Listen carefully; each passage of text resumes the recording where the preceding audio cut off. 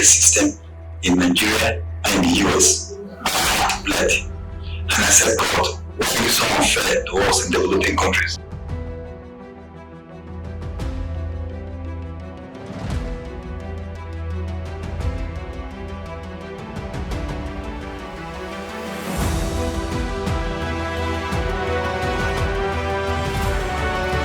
But in the midst of the hardship, I made a promise to God that if ever God saw me through the hardship and the poverty, I will not forget to serve Him, and I will not forget to serve the poor.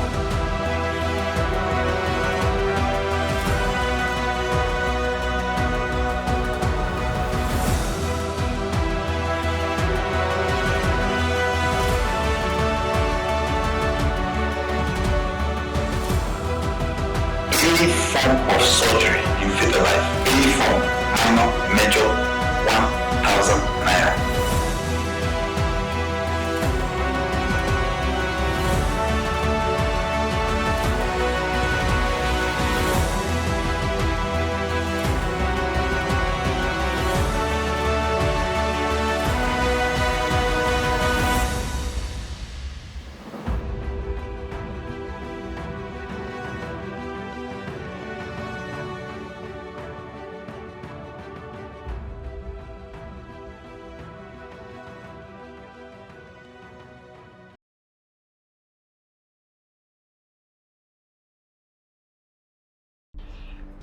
I am Christian 𝐒𝐲 𝐒𝐴𝐻.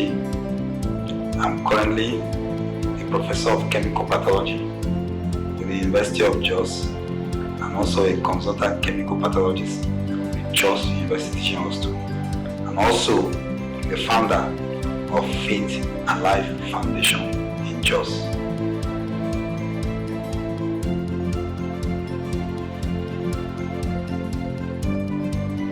Going to school was a struggle. Everything was struggle. But while in the midst of the hardship, I made a promise to God that if ever God saw me through the hardship and the poverty, I will not forget to serve Him, and I will not forget to serve the poor. That's how I grew up. Struggle through education, struggle through life to where I am today.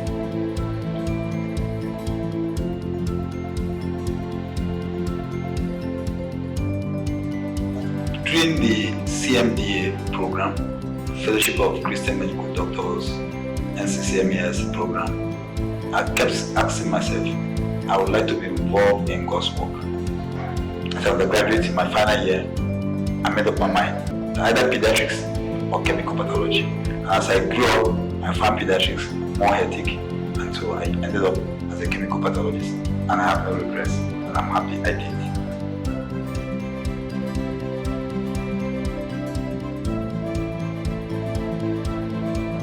Through CMDA programs, I kept saying to myself, I will serve God in my profession. So I learned in CMDA to be holistic in approach. How? I didn't know. But on graduation, after becoming a medical doctor and working, God used the white man Robert Blue to send me to the US. It was at the US a turning point came. I saw the difference between healthcare system in Nigeria and in the US.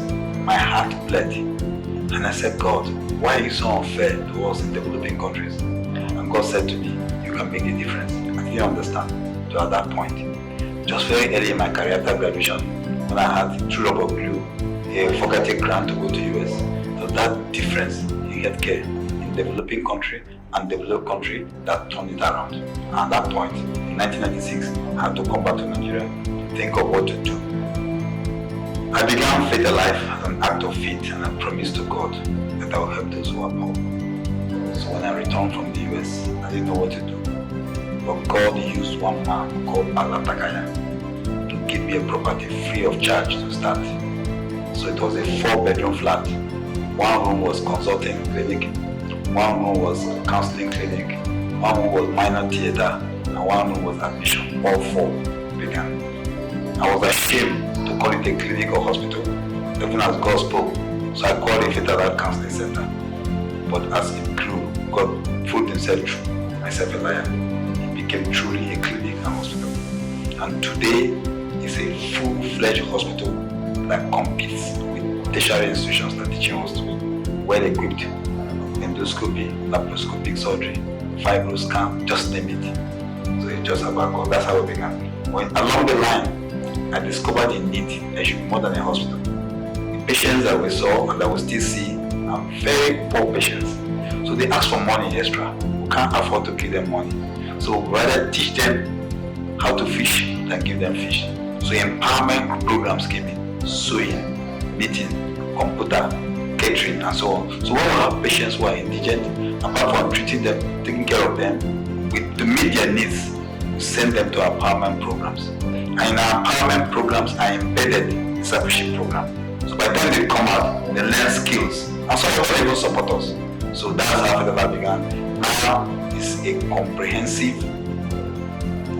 qualitative, quantitative healthcare system.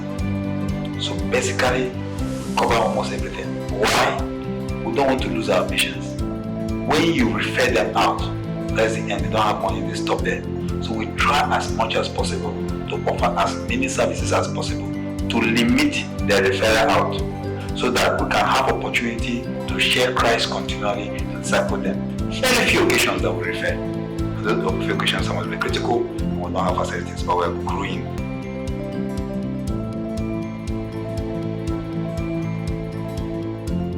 Previously, all our services were all free until recently when we could no longer cope. So, and there's cost minimal, and we introduced those costs to avoid abuse. Any form of surgery in fetal life, any form, minor, major, 1,000 naira. And if you can assist us with supplies, excellent. To open a folder and see a doctor, 100 naira. To see the ophthalmologist and have ophthalmology consultation, 500 naira. The antenatal care and delivery, 5,000 naira. So look at this cost, it's still free.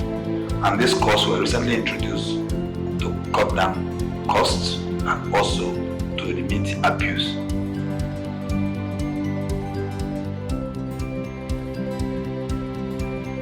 Every morning between 7:30 and 8:15, we start the day with the gospel, prayers and worship. And patients are part of it every morning, including Saturdays when the ophthalmologist runs his clinic also. So Monday through Saturday, we share the gospel with patients. Begin each day with sharing the word of God and praying for patients. It involves all. And then 3 times a week, we have fellowship in the evening, mainly with staff, but patients also join. So on Wednesday, we have staff meeting. On Thursday, we have fellowship, worship, and fellowship. On Friday, we review our clinical activities. These 3 days, they're packed with fellowship, worship, and thanksgiving. So we have opportunity to share Christ with every patient. And every staff has opportunity to at least once in a while be part of the sharing.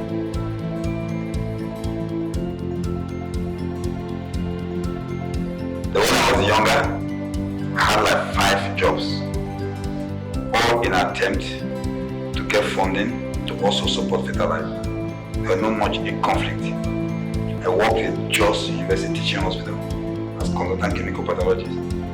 I worked as lecturer at the University of Jos. I worked as consultant chemical pathologist at 𝐕HAM University Teaching Hospital. I worked as visiting professor at 𝐕HAM University, making me 4, and the 5th one fetal life. I managed them very well. On Tuesdays and my research days, I tend to spend Tuesdays in fetal life. Then after work day, closing work, I go back to fetal life. Then as visiting professor, I have my schedules with 𝐕HAM. So I did those jobs, but now I'm getting older. I've cut down all of them. My wife is also a doctor, so we try to.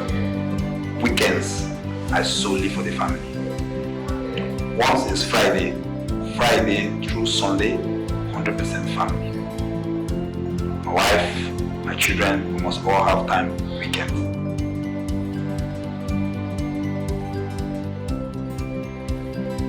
That remains a miracle, and that is where God comes in. When you do something that you can accomplish, you take the glory.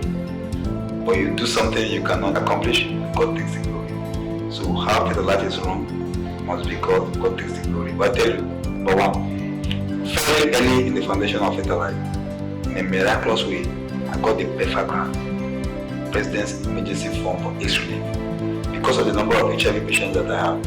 So 𝐵EFA funded healthcare system for HIV patients. That funding has continued to today, though recently through APIN. Again, few Christian organizations have also supported us. The Mennonite Central Committee have helped us. But mainly the fact that the bulk of my staff, I call them volunteers because I don't pay them their worth. So I call it stipend. Even though the salary is big, but it's stipend. So I have retired nurses. I have retired doctors who get pension elsewhere. So we give them a token like transportation fee to help us. Then the active doctors that we have, I get individuals to fund them. So you can say, I can pay for one doctor's salary. So that's how we are coping. Then the day-to-day running of the place. What I have done to overcome that is to have what I call Center of Excellence. So there are some wealthy people who want to access our care because it's one of the best. So they need attention. So in the Center of Excellence, they go there and they pay for the services. So the services they pay for, I use the income to support my care for the poor.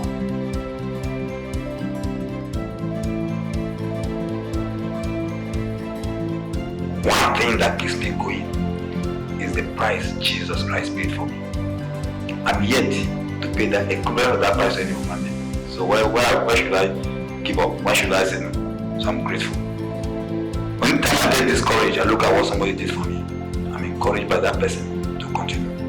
Number two, my poor background. You don't forget where you came from. But for God, I will not be where I am. So since God helped me and lifted me out of that place, I'm struggling and praying that He should help me too. That not many will go through what I went through. And lastly, essence that God have used to encourage us, human resources. I see what people do. People, okay, can I help you with your finances? They help us. Can I help you with difficult situations? They help us. So they help us. But number one thing is the fact that somebody did it for me. And that person promises to help me go through it.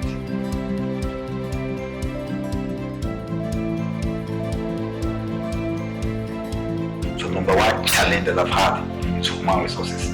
Getting the right people. They're sharing the vision to get it going. But thank God, if you have it kept me going. Today, I can relax and mentor people. Number two, funding. Funding. It's money. People say money answers everything. Funding, money. But the way God sends people to help me in cash and in kind, it's amazing to me. Number three, you do something free. People exploit it. I give you an example. A lab test may be ₦1. So people have to come. Other people exploit it in the labs. So they go collect ₦100 in their labs and come to Faith Alive and pay ₦1. And they exploit the patients. So people abuse, Nigerians abuse the process, Then some may have the resources to go to other places and pay the cesarean section somewhere. But no, they'll come to Faith Alive because it's 1,000.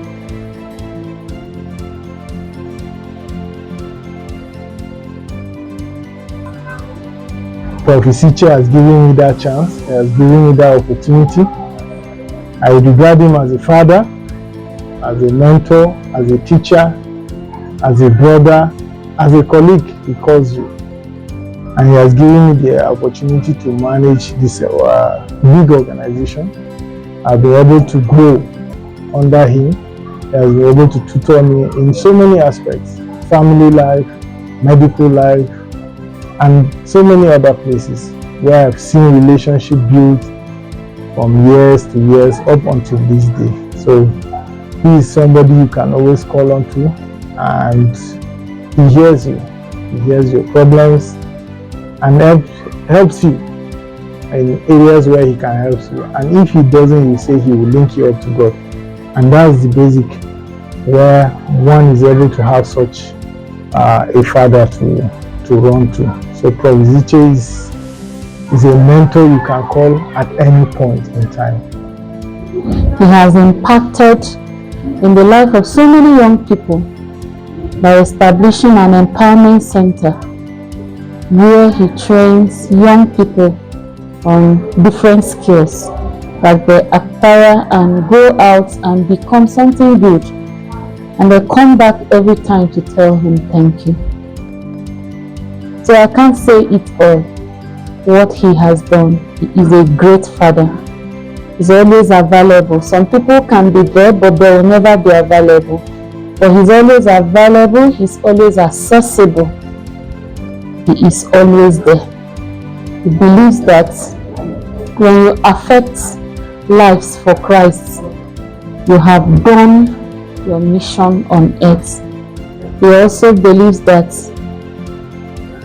instead of fishing for money, fishing for things, you better fish for men, for Christ, because that is our mandate on earth.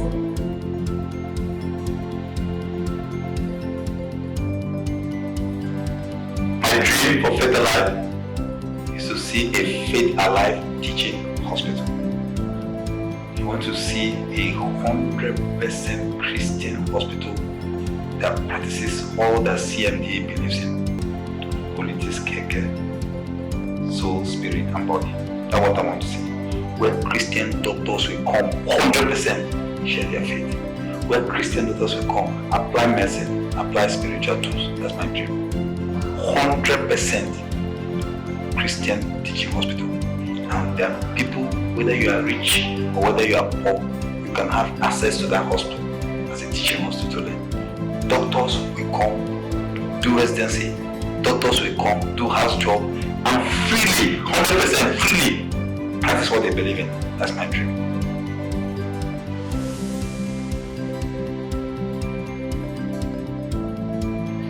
CMDA is my foundation. If CMDA had not helped me while I was in school, I would not be where I am. CMDA taught me holistic healthcare. Why? So that foundation was strong from my school days. Secondly, CMDA members, consultants, each time I call on them to assist me in Faith Alive, they cordially come to assist me. Just call on any CMDA member, they know what we do. Say, I have a patient I cannot manage, they just come down.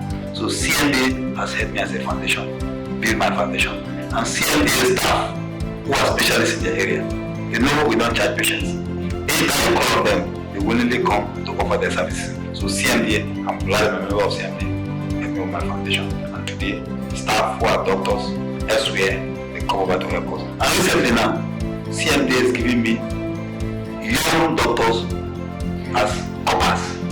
After the IFS conference, I see young people who are doing house job, applying to do NYC with me. I've had additional.com.